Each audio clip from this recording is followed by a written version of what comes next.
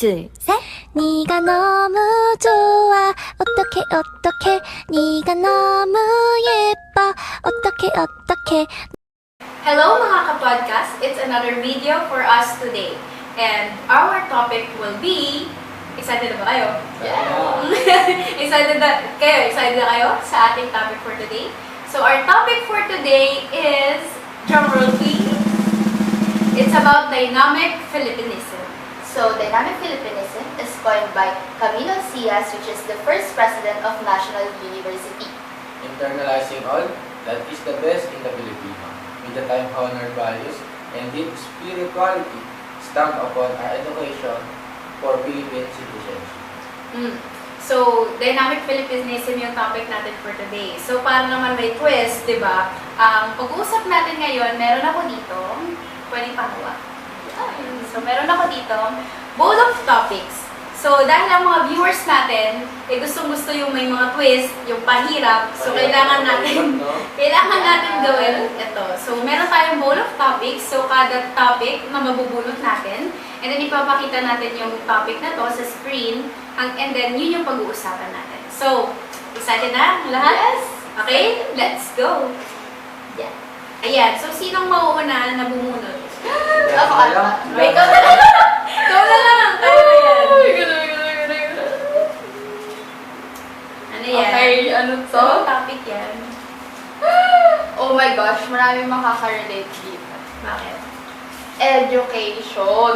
Kasi marami tayong Sa bagay. student. Kasi, Na- students tayo. Students tayo. Yeah, so sa mga viewers namin dyan, we are bona fide student of National University. Okay, so education. Sa education, siguro, ma-apply natin dynamic Philippinism kasi di ba sa ating mga Pilipino, likas yung talagang gagawin natin lahat para makapag-aral tayo. Di ba? Kahit nahihirapan na tayo, go pa rin tayo ng go para lang makapag-aral tayo. And kasi naniniwala tayo na education is the key to success. yes, oo, totoo. Di ba? Tsaka- So, yun. Oo. Tsaka lalo nung pandemic, di ba? Oo. Nagulat, nawindang din lahat ng mga estudyante. Kasi, online class lahat. Blended learning. Yung nakasanayan na face-to-face na papasok ka araw-araw. Biglang mag-a-adjust tayo sa ganitong face na gigising ako umaga para humarap sa computer, para humarap sa camera. Ano matututunan natin dito? Ganyan. Pero grabe lang na may mga nakapagtapos pa rin kahit online learning or online platform ng mga time na yun. Nakaka-proud ang mga Grabe Pilipino. na yun. Di ba? Totoo. Ayun. So, ano pa ba yung mga mapag-uusapan natin na about education? Education.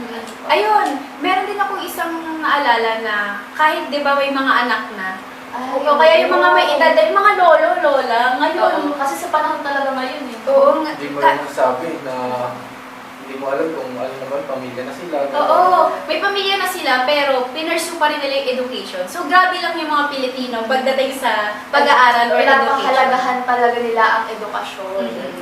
Syempre. Para maging maganda yung buhay nila. Oo, Diba? para maging successful. Yes, kasi isa talaga yun sa mga key para maging successful tayo. Ang education. Okay. For our next topic, sino na next? Ako or... Ikaw na lang. Para Ikaw wala na. na tayo. Hindi, ikaw na. Hindi, ikaw Ikaw na. na naman. Dali na. Ah, Okay, pero nauna. Anong mabubulat? Ano kaya ang next topic? ito na lang siguro. Kaya. Grabe naman. Economic status.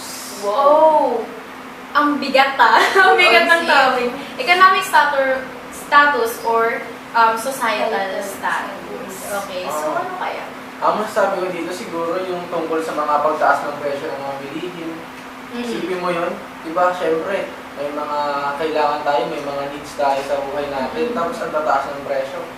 Kahit magdemanda tayo na ba't ang taas ng presyo, pero wala tayong magagawa. Kahit magreklamo tayo na yung mga Pilipino, Oo. mahilig pa naman magreklamo. Kaya, ayun, siyempre, alam niyo naman, kailangan natin magtrabaho para mabili yung mga gusto natin. Oo. Kaysa naman wala tayong makain. Oo.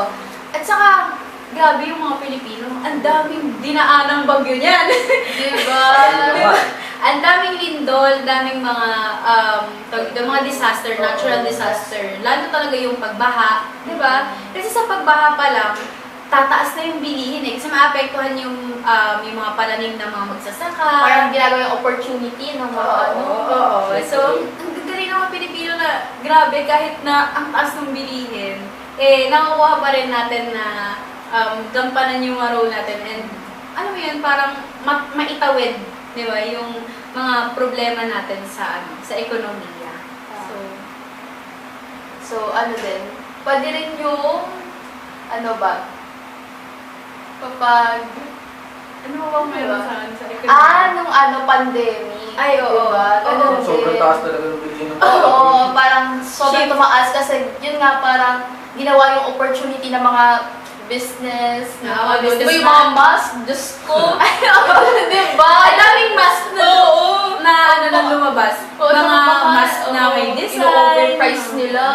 Porket Diba? required mag-mask. At saka maraming nawala ng trabaho, di ba? Totoo. Pero ang mga Pilipino talaga, hindi sila agad-agad sumusuko. Oo. Talagang patuloy sila bumabangon. Doon nakita yung resiliency at saka yung pagtutulungan ng mga Pilipino. Kumbaga, kunwari kung yung alam mo na kapitbahay mo, kamag-anak mo, nawalan ng trabaho, kulang na sa kita, kulang sila sa pagkain, pero ang ginawa nila syempre nagtulungan, nagbigayan na lang kung anong meron sa relief goods, nagkulang talaga. Grabe bagsak din ang ekonomiya natin noon dahil nga syempre gastos din sa mga vaccines. Ang hirap sa naman kasi gobyerno. nun.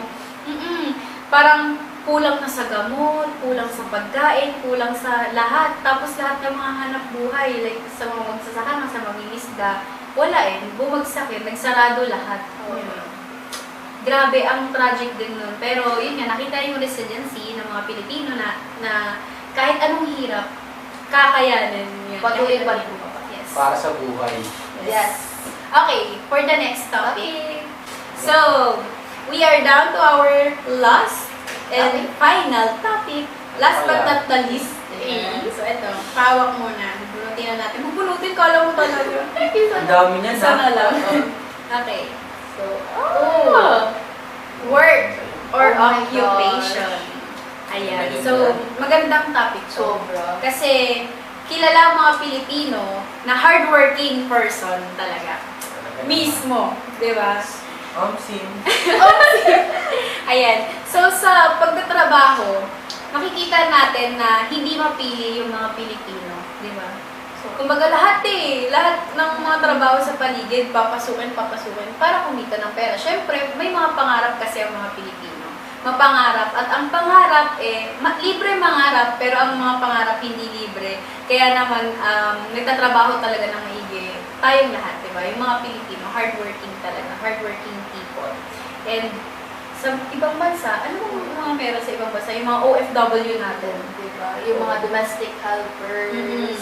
Yun, di ba kung napapansin natin sa mga news, sa balita na ang ating mga domestic helper or OFW, caregiver, Caregivers. ganyan, na merong issues na parang namamaltrato sila Yes. or parang sobrang miss na nila yung pamilya nila, ganyan. Pero nandun yung patience na kahit na lagi silang minamaltrato, ganyan, nandun yung parang pagtitiis, mapagtiis, resiliency. Oo. Diba? Kumbaga resiliency yung nangingibabaw sa mga Pilipino natin, sa yung mga OFW natin. And grabe, I salute them talaga. Kasi kahit miss na nila yung pamilya nila, kaya nila yung tiisin. Diba? Na hindi umuwi kasi kailangan nila ng pantustos sa mga pamilya nila. Kita talaga ng mga family-oriented ang mga Filipinos. Oo. Talagang gagawin nila lahat para sa pamilya nila. Ay, totoo yan. Totoo. Saka, yung mga working student. Sama na natin yun. Yung mga pinagpapalit nila yung nila. Yung pag-aaral. Pag-aaral para sa trabaho, para sa pamilya. Tapos sinabi mo nga, working student. Kahit na napapagod sila, pero kailangan pa rin nila pumasok kasi may pangarap sila eh. Oo, Para nandiyan yung makapag- tatag. Tiyaga. Matyaga ang mga Diba? Pilipino. Grabe. In terms of occupation talaga. At saka wala din pinipili. Oo, yung iba may pinipili. Siguro kasi may mga degree sila, kurso. Pero yung tipong kahit na hindi sila tapos ng pag-aaral, makikita mo na nandun yung passion nila dun sa ginagawa nilang trabaho. Ayan. Yan nga. Isipin mo pa yung yung mga nagtatrabaho ng construction, Ay, kahit delikado yung trabaho nila, Oo. ginagawa nila yun para lang sa pamilya. Totoo. Tapos Parang bago pa kumita. yung sahod nila, hindi mo Minimum wage, pero sila yung may mga pinaka-delikadong trabaho. Grabe, Ayun. salute pa. Ayun na mga yun, kung sino pa yung nagpapahirap, sila pa yung mababa yung trabaho. Oo. Ay, trabaho Physically, mababa yung mababa yung sahod. sahod, oo. Tapos kung sino yung mga nakaupulan talaga, yun yung matataas. Oh, kasi working for mines di ba? From mines, ganun. Sa talaga yung mga blue collar job and white collar job, which is yung blue, yun yung mga more on physically, pero sila yung mga nakakatanggap lang talaga ng, sabihin na natin yung totoo, minimum wage. And then yung mga white collar jobs, yung mga manager, mga sa HR department, yung mga office works, yung secretary. Since, syempre, may yun nga, yung mga pinag-aralan din nila yung ginagamit nila, kaya mas mataas yung salary na natatanggap nila. Pero kahit ano pang trabaho man yan, makikita mo na hardworking talaga ang mga Pilipino. Resilient, ganyan, kumbaga, nandiyan yung patience sa paghihintay na ma-promote, Oo. di ba? Kasi syempre, hindi ka naman manager kagad eh. Kumbaga, ano ka pa lang sa baba. Daan ka talaga Sa sa mababa. Basic, kumbaga regular employee, di ba? Nag-OJT ka, bago ka ma-regular, tapos hanggang years kanyan bago ka ma-promote talaga as manager or parang kung ano man yung mas mataas na mga posisyon. Yun yung sa part na work or occupation. Yung mga OFW natin, yung mga regular employees, sa office employees, sa mga construction sites, yung mga delikadong na occupation, ganyan. So, lahat ng yon pag pinagsama-sama, nakasaludo naman talaga lahat ng Pilipinas. Sa mga trabahador dyan. Oo, at all around the world ng mga Pilipino na tignan mo kahit na hindi sila kapagtapos sa pag-aaral, yung mga yon, yung mga nasa Singapore, Hong Kong, China, Japan, lahat ng mga Pilipino na nasa iba't ibang panig ng bansa, kumbaga sila yung parang smiles din ng isa't isa sa iba't ibang bansa. O diba, nagtrabaho ka na, kumita ka na, parang nandun pa rin yung pagka-Pilipino niya, hindi Saka yung nawawala. maganda din is yung mga Pilipino natin, di ba? Sinishare din nila yung values nila. Oo. And sa mga nakakatrabaho nila sa iba't ibang bansa. Oo. Kaya tinamag sa mga news, di ba? Oo. Yung mga yaya na sa ibang bansa. Oo, di ba? minamahal sila ng mga alaga nila na Kasi sobra. pinapakita nila kung gaano ka-hospitable, ka-loving ang mga Pilipino. Oo. Ay, totoo yan. Di ba? Grabe! So, ayun, yun yung ating mga 3 topics. So, kung napansin nyo, as a whole, Dynamic Filipinism is about uniqueness din na meron ng mga Pilipino. Yung, kumbaga, yung traits, yung ano yung may offer ng Pilipino sa iba't ibang panig ng mga bansa. So, yung, ano ulit yung mga topics natin kanina about education. Tapos ano yung isa? social. Ayan, economic status tuloy. Ayan, economic status at saka Then, yung last work work or occupation. occupation. So actually, madami pa talaga na Oo, pwedeng madami mai-topic pa. about dynamic Filipinism. Pero yun yung mga tatlong napili din Oo. ng ating team. Yan, Yes. yung mga natin dyan sa Hi. back cam. Guys, Yung mga off-cam Kamusta team kayo? natin, sila ang gumawa nito kasi nakuha din nila ito sa mga comments Oo. ninyo online, di ba? Yung mga suggestion nyo as our viewers.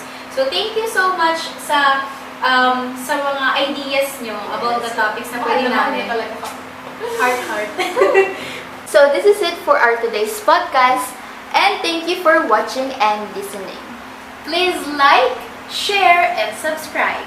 and comment down below kung may gusto pa kayong malaman sa aming podcast. Ayun lang, hanggang sa muli. Paalam!